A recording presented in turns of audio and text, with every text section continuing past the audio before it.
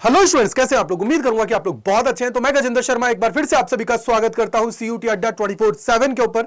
सबसे बड़ी बात आप सभी को पता है कि यार बीएचयू को टारगेट करने वाले स्टूडेंट का सबसे बड़ा सवाल चल रहा था कि सर बीएचयू को टारगेट कर रहे हैं, उसके लिए इंपॉर्टेंट डॉक्यूमेंट्स के बारे में बता दीजिए, साथ ही साथ इसका जो काउंसलिंग पोर्टल है वो कब से लॉन्च होने वाला है। तो इसी पे चर्चाएं हम लोग करने वाले हैं, तो वीडियो को लास्ट तक जरूर देखना है। सबसे इंपॉर्टेंट चीज की अगर हम लोग यहां पे बात करें तो बेटा आप सभी को इसका जो पोर्टल है लगभग 10 जून के आसपास आप सभी को देखने को मिल जाएगा ऑन होता हुआ। वहां पे जाके आप लोग अपनी जो रजिस्ट्रेशन की प्रक्रिया है उसको कंप्लीट कर पाओगे। लेकिन रजिस्ट्रेशन के दौरान जो आप सभी को सबसे ज्यादा रिक्वायर्ड है उन डॉक्यूमेंट्स की मैं यहां पे बात करने वाला हूं, जिससे आप सभी का काम बहुत आसान हो जाएगा। तो चलिए शुरू करते हैं, जानने की कोशिश करते हैं। वीडियो को लाइक कर दीजिएगा, अपने जितने दोस्त है फ्रेंड्स है सभी को शेयर कर दीजिएगा, जिससे मैक्सिमम लोगों को इसके बारे में पता लग जाए। तो चलिए देख लेते हैं। तो यहां पे मैंने आप सभी के लिए लिस्ट है वो बना दी है कि भैया कौन कौन से इंपॉर्टेंट डॉक्यूमेंट्स है जो रिक्वायर्ड है, जिनको आप लोगों को अपलोड करना होता है। साथ ही साथ इसके पीडीएफ और जेपीजी फॉर्मेट के अंदर आप सभी को इसको क्या है रख लेना है अपने पास। यहां पे अगर जर्नल वाले स्टूडेंट की मैं बात करता हूं तो 1, 2, 5 यानी कि 1 नंबर, 2 नंबर और 5 नंबर के जो ये पॉइंट्स हैं उनकी रिक्वायरमेंट है जर्नल की, अगर हम लोग बात करते हैं। उसके अलावा अगर कोई रिजर्वेशन कैटेगरी को बिलोंग करता है तो उन सभी के लिए इन सबको रखना बहुत जरूरी है। जैसे क्लास 10th की मार्कशीट आप सभी के पास होनी चाहिए, क्योंकि जिसके द्वारा आप लोगों की डेट ऑफ बर्थ है उसको वो वेरीफाई करते हैं, आपका नेम वेरीफाई करते हैं, आपके पेरेंट्स का नेम है उसको वेरीफाई करते हैं। तो या तो आपके पास उसका सर्टिफिकेट हो, सर्टिफिकेट जो आप सभी को मिलता है, या फिर अगर आपके पास मार्कशीट है तो इजीली आप लोग सारी चीजों को कर पाओगे।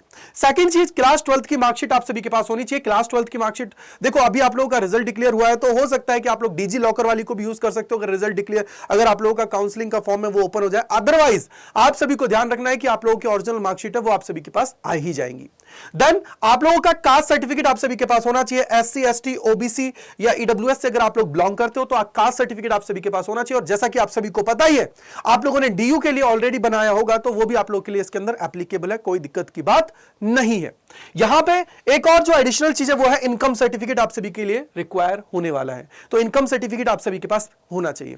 यहां से आगे अगर आप लोग पीडब्ल्यूडी कैंडिडेट्स हैं तो उसका जो सर्टिफिकेट है वो आप सभी के पास होना चाहिए अगर आप लोगों ने अप्लाई किया है तो। और इसके अलावा रिसेंट आप लोगों की जो फोटोग्राफ है और सिग्नेचर है वो आप लोगों के पास स्कैन फॉर्म में होने चाहिए, जिसके द्वारा आप लोग उनको अपलोड कर पाओगे।